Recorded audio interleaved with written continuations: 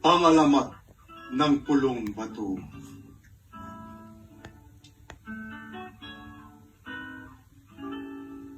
Noong unang panahon sa bayan ng Mauban, ay may mag-asawa noong doon ay naninirahan. Kahit isang anak ay hindi sila nabiyayaan sa tagal ng panahon ng kanilang pagsasamahan. Kahit dalawa lang sila na nakatira sa bahay, sa pagmamahalan ay natigibang kanilang buhay. Pangangaso ng lalaki, ang sa kanila ay nagsisikhay na iiwan ang asawa niyang sa pag-uwi niya ay naghihintay. Tuwing siya ay aalis, ay may iniiwan na maliit na bato. Nasa kanya ay isang tanda na hindi siya maglililo. Ang pagmamahal sa asawa ay inihalin tulad dito, ibigin niya ng wagas, hanggat ang bato ay bato. Ano pa at ang lalaki, minsan ay di nakauwi. Pangakong pagbabalik ay di natupad na usyami. Asawa ay nagamba, umiyak at nagdalamhati, at ang kabiyak niya ay di na nakitang muli.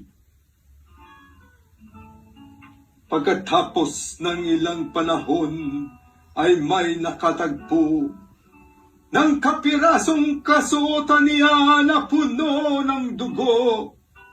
Sabi nila ay sa mabangis na hayop, siya ay napasubo, kumitil sa buhay niya, kaya siya ay naglaho.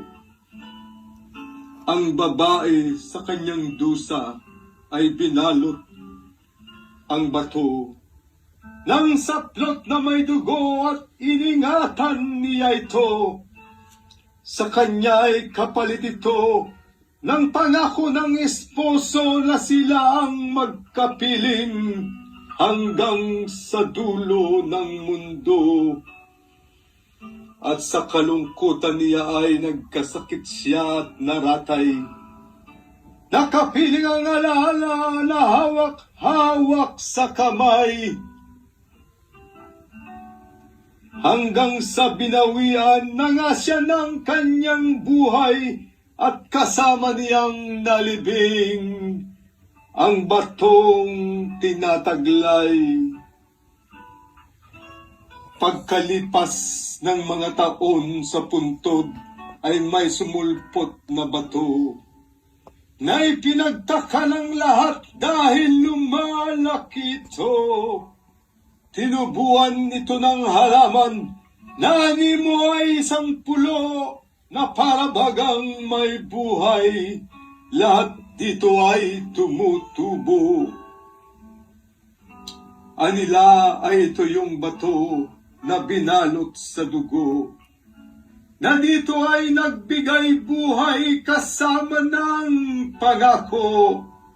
Mula noon ay binansagan ito na pulong bato, saksi sa pagmamahalang hanggat ang mundo ay mundo.